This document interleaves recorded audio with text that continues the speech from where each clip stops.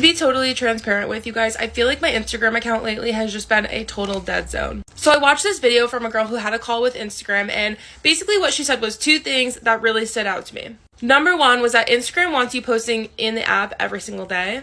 And number two, they want you to be recording the content and editing the content in the actual Instagram app, which I definitely don't do at this point. So for the month of April, what my plan is to actually post every single day on Instagram, TikTok, and YouTube, recording the content in those actual apps and basically see what happens. Obviously, this is a ton of content and I want to do this in the smartest, most efficient way possible. So what my plan is actually to take this week, I took this whole week off, and basically use this week as a week to get inspired and figure out what content you guys want to see and really plan out, here's what I'm going to post every single day in the month of April. Another thing that I'm very curious about and that I've had conversations with people about that I really want to get an answer to. Guys, like, I've had my Instagram account for a really, really long time, and I've had conversations with people who have said, man, my Instagram account is so old, and what I find is that none of my content gets any reach, and I have the same issue. So what I'll also be doing is creating a second Instagram account, and all of the content that I record in Instagram, I will also be recording on this Instagram account, the new one that I make,